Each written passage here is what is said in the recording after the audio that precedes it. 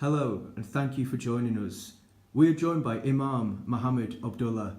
Today, we'll be discussing some of the biggest challenges facing Islam in the current climate. Mohammed, we seem to be in a somewhat unspiritual age, particularly in comparison to previous generations. Given that, does it make fulfilling your role of an imam more difficult? And what message does the religion of Islam aim to put forward?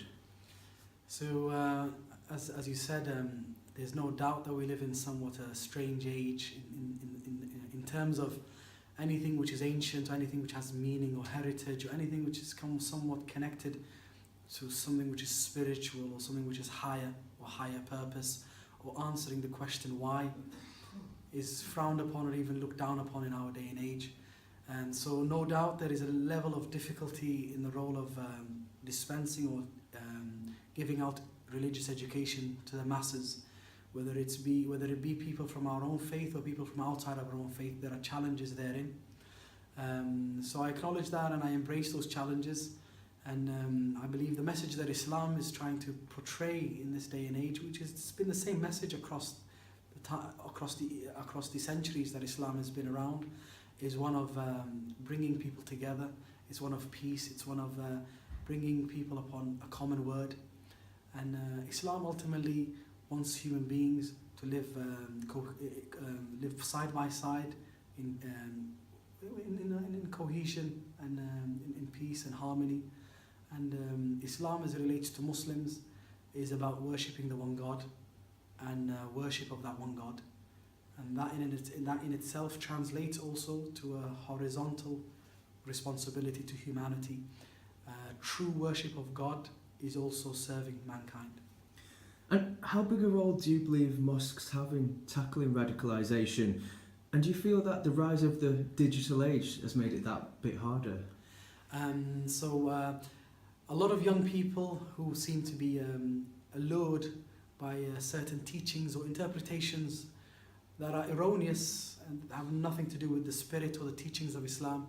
So a lot of them seem to be given out online. So the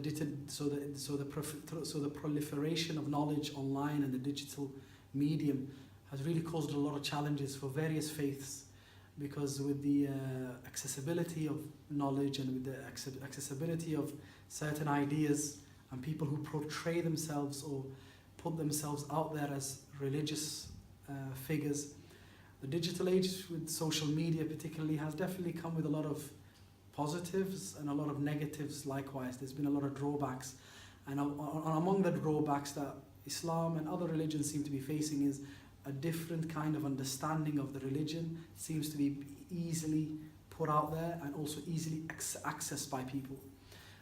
So in light of that, me as an imam or somebody who works in a mosque, and also mosques in general, we have a massive responsibility to really educate people and put out the right messages of Islam out there, and make people understand the vast beauty of Islam in its original source and in its as it was understood in the age of the founder, Prophet Muhammad, may peace and blessings be upon him. So we have a very big responsibility, but I think ultimately it's one which can be tackled through attachment and connection with traditional Islamic teachings, and also reaching out to others, whether it be the teenagers, whether it be the older people, whether it be the younger generation. Different kind of methods should be employed to try and reach out to the various segments of society and allow people, Muslim and non-Muslim, to understand the true, unadulterated, beautiful religion that is Islam. Yeah.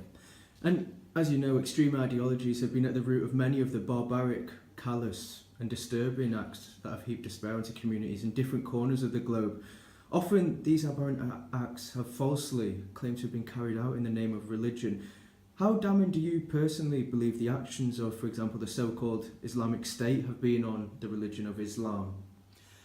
So ultimately the Islamic State, or the so-called Islamic State, they're unrepresentative of the religion of Islam. However, we live in a world where the media dictates a lot, and people's worldviews are also really shaped by what they see on modern media. So from that angle, from that perspective, definitely the actions of that group have harmed the image of Islam, and there are a lot of people who maybe have not met Muslims or haven't really engaged Muslims, who through their information that they seem to be happily ready to digest from the media, people are from there built up wrong stereotypes of the religion, and people have really misunderstood the faith of Islam, which has been around for more than 1,400 years and has brought peace to the vast majority of planet Earth. However, actions of that group and other groups the like of that group, who kind of make Islam to be this somewhat barbaric faith, which is after the spilling of blood of the innocents, and all these kind of portrayals that they have, the ideas that they have, and the behavior that they portray, which is maybe somewhat unnecessarily or the media give them unnecessarily important, or they give them too much airtime. So the media really exacerbate the situation likewise. But a combination of their actions and also the unfair representation that they get under the media has really affected how many people view the religion of Islam. And I think as a society we can see that, tensions in day-to-day life, for example, the increase in hate crimes in the nation since Brexit is something, which hasn't helped the situation. And it's something many of us, I think, can relate to or may even have experienced. And I think we can all agree the world would be a far better place if we understood and, respected each other's religious beliefs. What do you believe is the key to building a greater understanding and improved level of unity among the different faith groups? So I think ultimately to understand that the way we can break down barriers between faiths is to try and learn about each other's faiths. So I think the first point has to be education, erudition, learning about other religions, other faiths, maybe hosting events together, bringing the faiths together where people can learn about the other faith. So I think that's where it all begins. I think the first step to truly understanding a people and their faith is learning about them. And once you learn and engage the people and mix within the people, then also that gives you a greater understanding of that people. So I think it begins with education, and then thereafter maybe mixing with the people in terms of events or social gatherings or things of that nature. All those help break down barriers that maybe we have put up unconsciously or consciously. Often is subconsciously that we at the depths of our subconscious, because we don't understand the other, we fear the other. So it's all about going back to the basics and trying to learn about each other's faiths and going out there and meeting people of that faith.